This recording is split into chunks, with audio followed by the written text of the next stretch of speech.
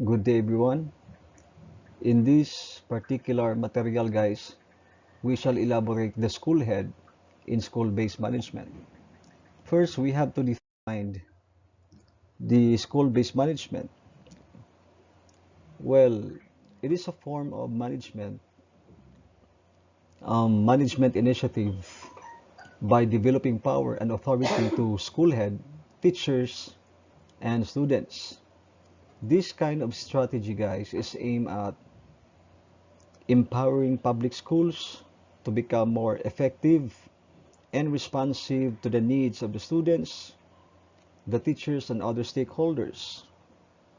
It is a kind of bottom approach to educational management that emphasizes the participation of all stakeholders, including the parents, teachers, of course, the school heads, the community, the local government units, the non-government organizations, the civic organizations, and other people outside the school itself.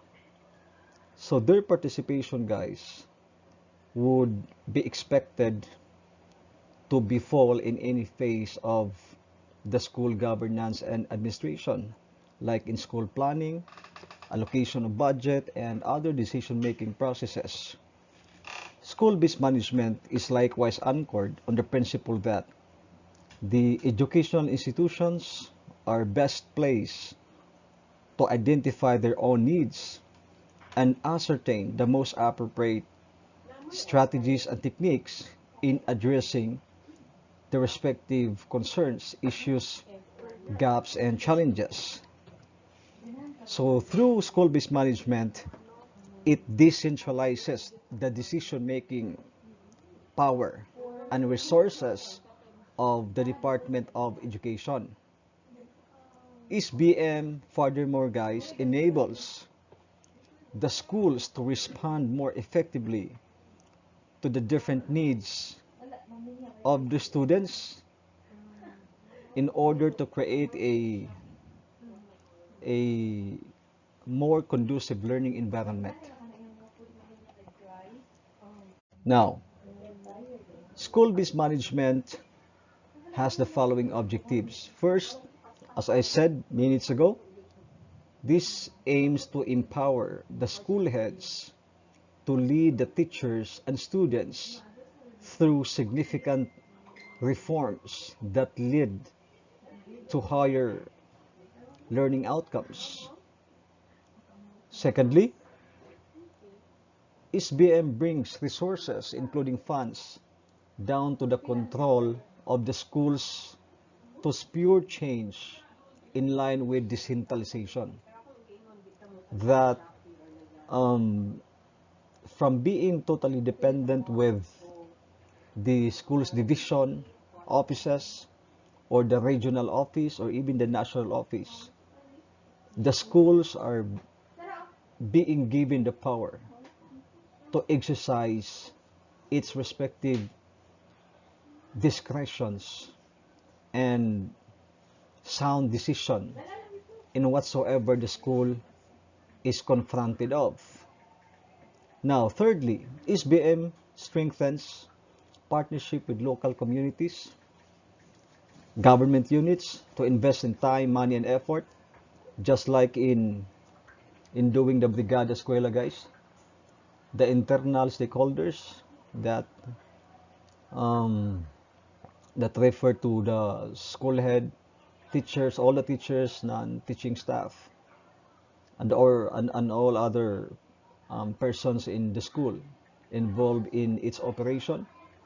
So the external stakeholders, those people who are at the same time helping the school but not directly connected to the school. So the one that I just mentioned, like the barangay officials, the LGU, the non-government organizations, the civic organizations, and all others. Well, the fourth aim, guys, it integrates, or SBM integrates, school management and instructional reformation for the school effectiveness and efficiency in the delivery of its quality educational services. And these four objectives, guys, are actually birthed due to the principal consideration, again and again, the consummation of educational objectives, which are all anchored to the students' development and upholding of their best interest and welfare. In here, the revised SBM framework, which is being crafted by the Department of Education, guys. It shows the major components of SBM, the structure, the interrelationships, and the interdependence of each variable here. So at the center, if you can notice this one, if this is visible to you, there's the words functionally literate citizen. So this is now the core target of the 21st century education in the Philippines, the development of functionally literate individuals. We aim that our students, after they have finished the basic education, they shall be totally dependent with um, with the expected skills as what the market demands, the value-laden attitude, and of course the insights that they are expected to show and manifest if they go to college or if they go to having a job.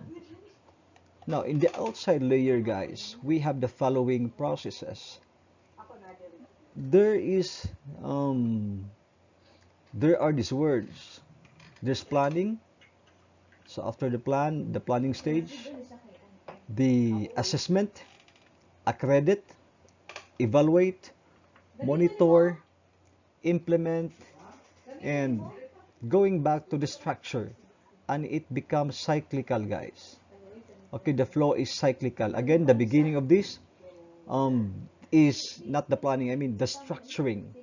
Okay, then proceed to the planning stage, then assessment, accredit, evaluate, monitor, implement, then structure once again based on the feedback from the implementation of the school-based management.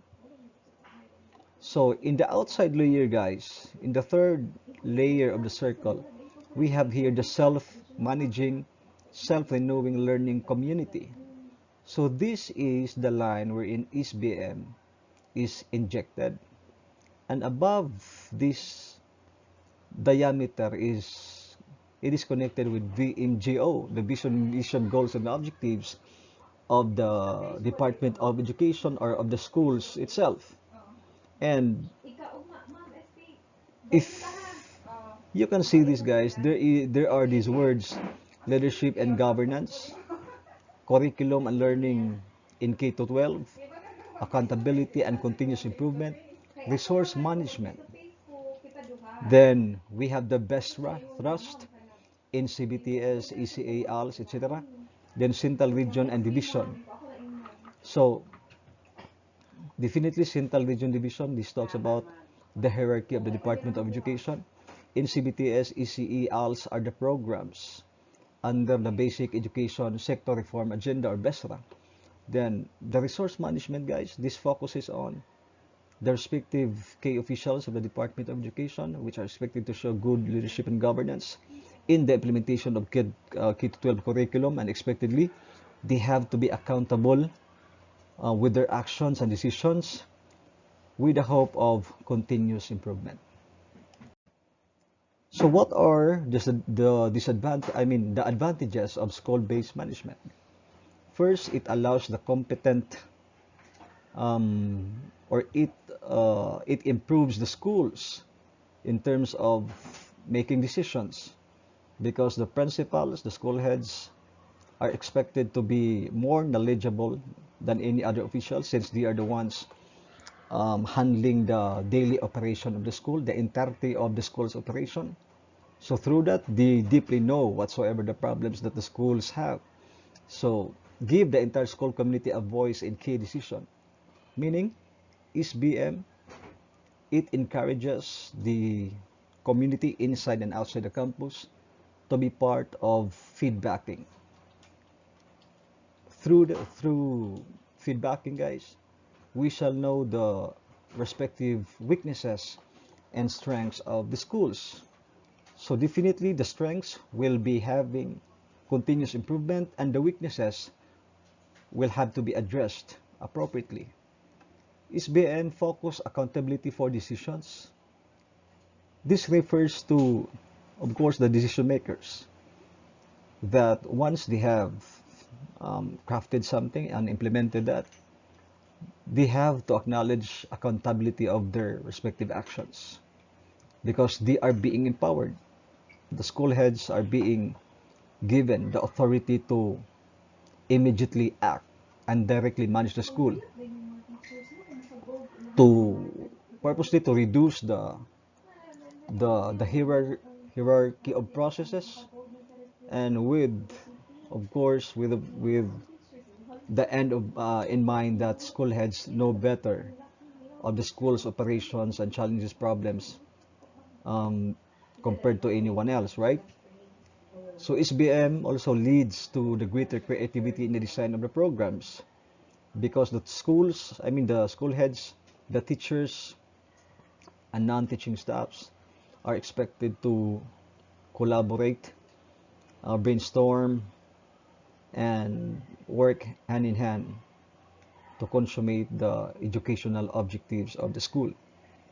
SBM redirects resources to support the goals developed in each schools.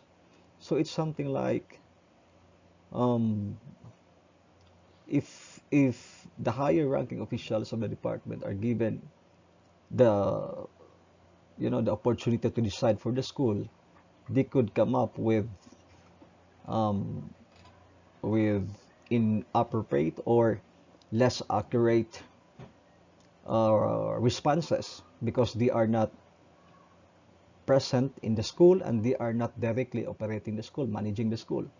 So through the principal's discretionary power as empowered under the SBM, the principal is expected to really know in terms of allocation of resources. The principals are gonna do it properly. Are gonna put the budget to respective programs appropriately, right? Kay bawo man sila nga unsa napitan ibutang unsa pa na. Now, SBM leads to a realistic budgeting as parents and teachers become more aware of the school's financial status, spending limitations, and the cost of its programs. Definitely, in what particular way the parents and the teachers will know. It is the duty and obligation of the school head to cascade the state of the school because parents, through the Parents Teachers Association, and of course the teachers, as the four um, TR at the forefronts of the educational system, they deeply also have the consciousness as to the respective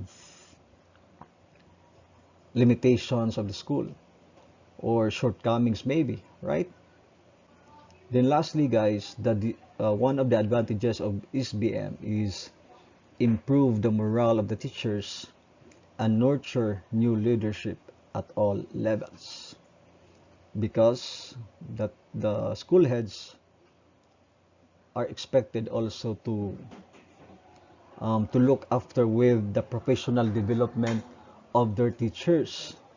That's why the school heads have to conduct training, seminar workshops to improve and sharpen always the teachers' knowledge and skills in terms of their respective expertise. Okay?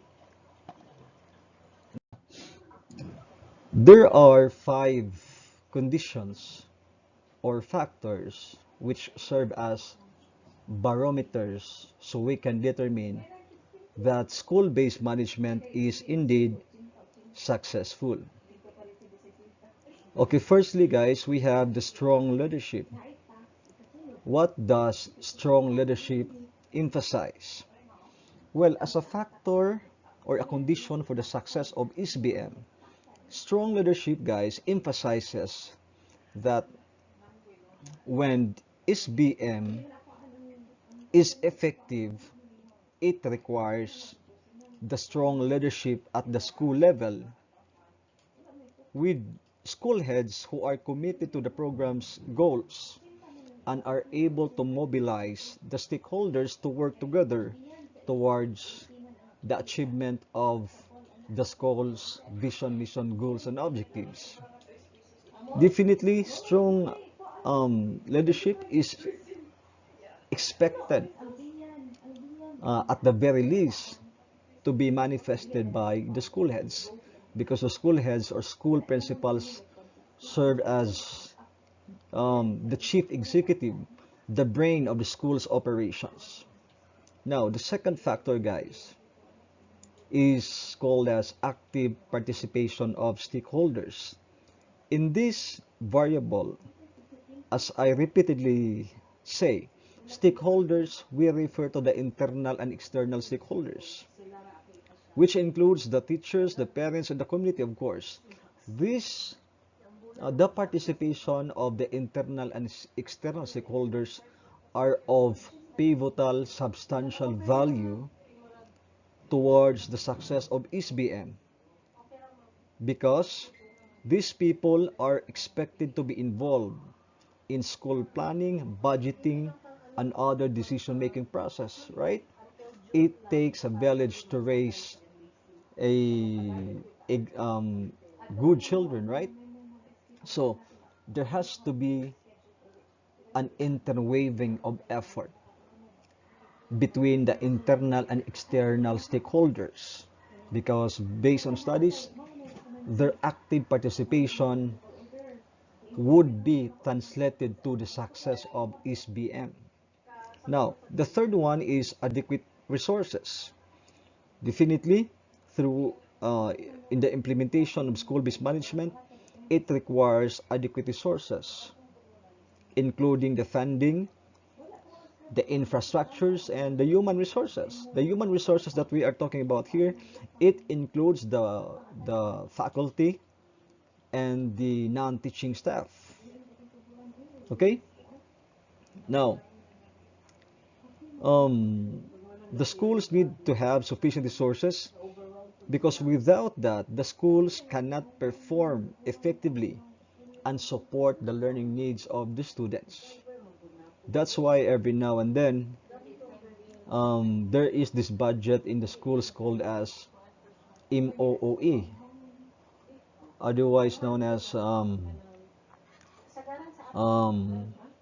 miscellaneous and other operating expenses. It's a monthly budget, guys, downloaded by the division office, allocated to each and every school in a particular division to really defray some school-related expenses. It has qualifications, no, as embedded under the existing DepEd policies. Now, in number four, we have this data-driven decision making. SBM relies on evidence-based decision making, right? We cannot afford to just have hearsay statements coming from other people, and those things are basis of the school's decision as made by the school heads. No, we can never do that. The data must be empirical, the data must be evidence-based for them to formulate um, a good plan of action. Okay?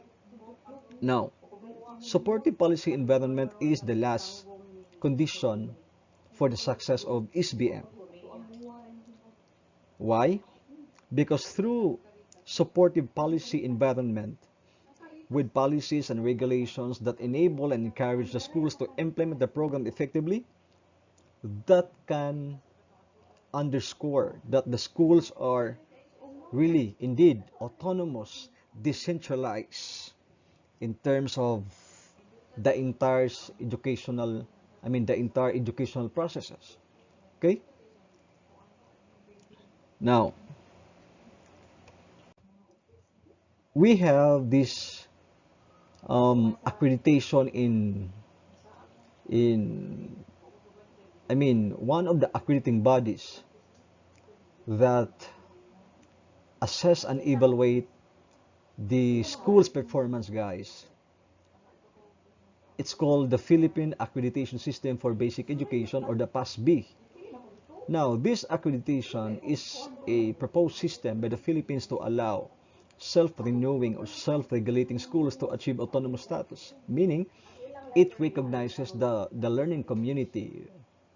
Learning community, it refers to the school and the community as self-sustaining with systems suitable for their context. So through PASB, this will also rationalize the incentive system initially proposed as higher grant allocation, fiscal autonomy, and special allocation for allocation outlay. This has been the proposal, but in terms of implementation, this is not totally ideally implemented yet. There are some necessary adjustments being done by the Department of Education, but at the very least, there is a sort of evaluation done by the principals, district supervisors, and of course, the head of the division office, the school's division superintendent. Okay? Again, what is the purpose of this accreditation? In order to really ensure that the school or schools adhere um, to the expected delivery of quality education. Now, the framework of SBM PASB operational flow, it has the following um, processes. So when the schools are accredited as level 1, meaning the schools are still classified as beginning, level 2 for developing, and level 3 for advanced, which eventually with level 3, or when the schools are already in level 3, they are qualified to apply for candidate status to become an autonomous school. Again, this is a different one, because it emphasizes in the basic education. Because in the tertiary level, we also have accrediting bodies, and all the universities, and state universities, colleges, private universities and colleges are of course manned and governed by the Commission on Higher Education. They have the same exact concept, but only in the basic education, in the Department of Education, this has not been so really systematized yet. Okay, but they are already there. I mean, they have the assessment, they have the evaluation. Only the um, the accreditation process is ingon tag, is having some sort of um, needs for improvement. Okay, so what are the functions of school head under the school-based management? First rule that they are expected to perform is that they have, or the school heads or the principals have to be visionary. They have to be motivator, an advocate, and of course, planner, good planner. They are expected to exhibit the following functions: leading in crafting the vision, mission, goals of the school. So what particular knowledge or skills, attitude that they have to possess? School heads have have to change and future orientation. Now, the rule number 2, it talks about builder of networks and support system. This means, if we translate this one into function, school heads can organize, expand community and local linkages, networks, groups that will actively participate in school improvement. Meaning, the school heads to have to connect with the external stakeholders. The school heads have to encourage and have to influence others to get involved and help the schools in terms of delivering the educational services. And through that, networking, organizing, social mobilization, advocacy are expected that school, I mean, are expected to um, to be shown by the school heads or principals. So still under the number 2, builder of networks and support systems, school heads lead in developing the school improvement plan or the SIP with the participation of the staff and the community. Then knowledge, skills, and attitude required development of teamwork, building of consensus and skills in negotiation and conflict resolution. What does it emphasize, guys? So aside from being a manager, as what we previously discussed in chapter 8, in here it emphasizes that school heads have to be leaders, not just managers, guys, because through this ability, building the teamwork, getting good rapport towards the internal and external stakeholders, be able to settle conflict or issues involving the school's operation. So through that, you know, the school heads have transcended and effectively infused significant changes to the schools, not just doing the technical works of being a school head, right? So school heads also, furthermore, they lead in developing and maintaining the school management information system or the SMIS. This SMIS, guys, this is a sort of database wherein the data of the learners are they're at, no? Are placed there at. Like um yeah, learners information system. That is the term right now. Now, participatory planning and administrative management, this is the required skills that the school heads have to demonstrate in maintaining the secrecy and security of the LIS or the School Management Information System.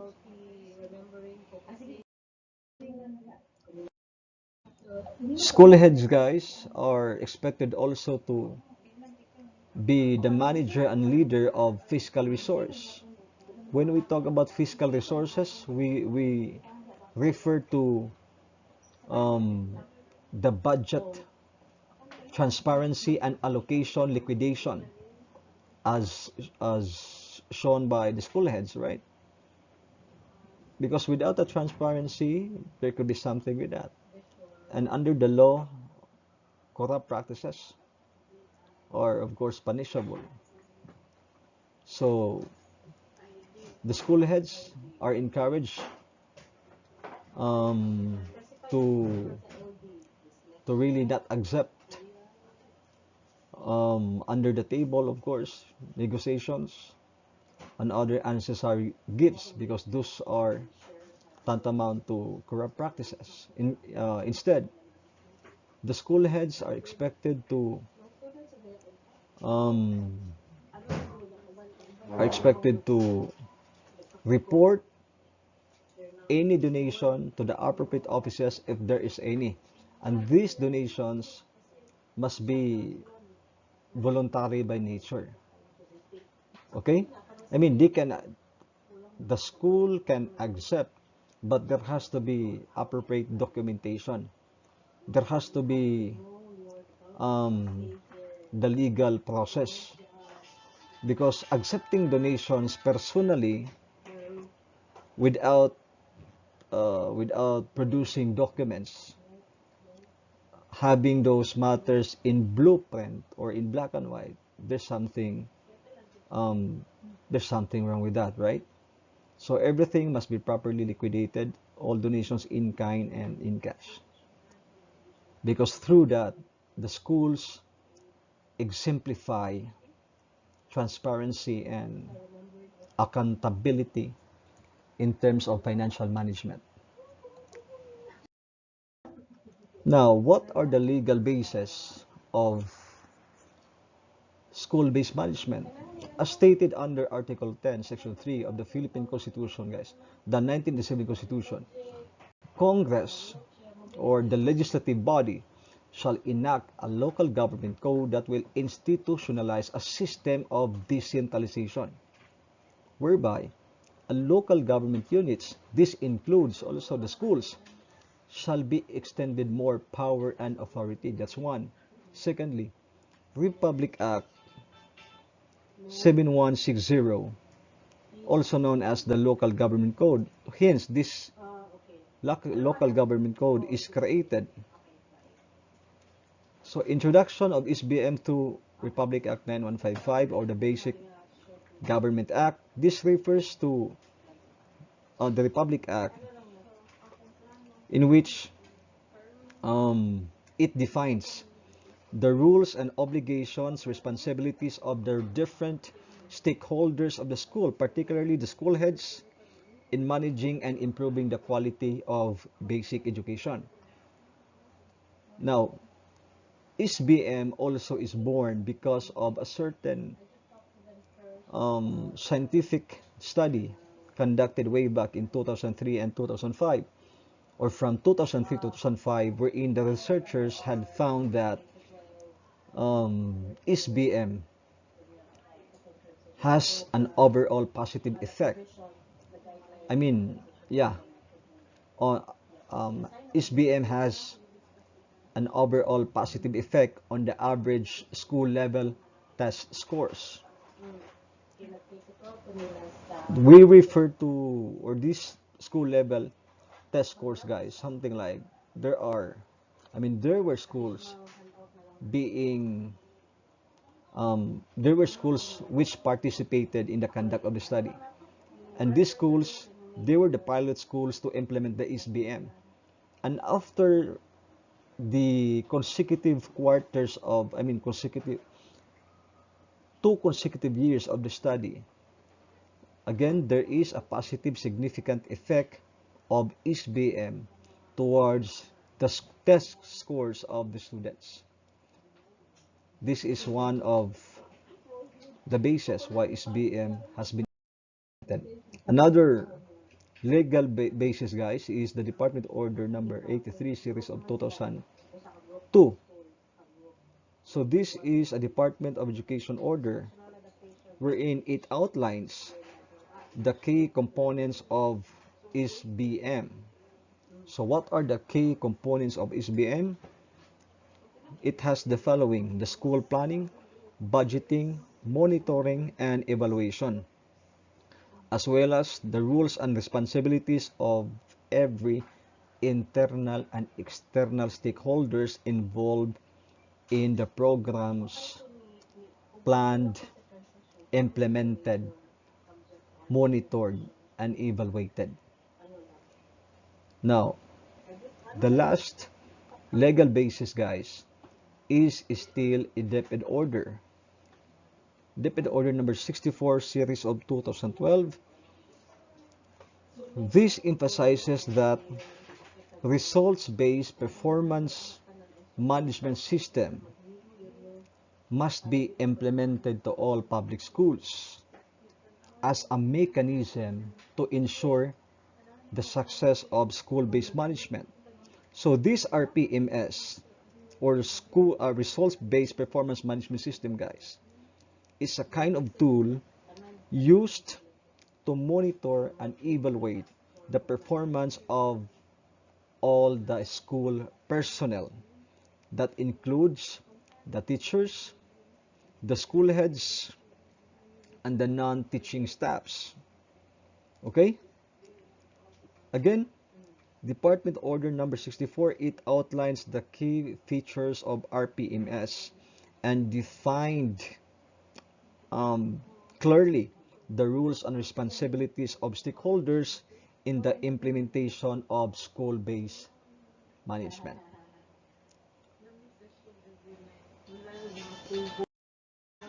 Guys, that concludes our discussion about the school head in school-based management. And let me end or conclude our topic right now with this particular quote. The school head is not just a manager of a school, but a leader who inspires and empowers teachers to cultivate a culture of excellence and innovation in education through effective school-based management. Goodbye, everyone.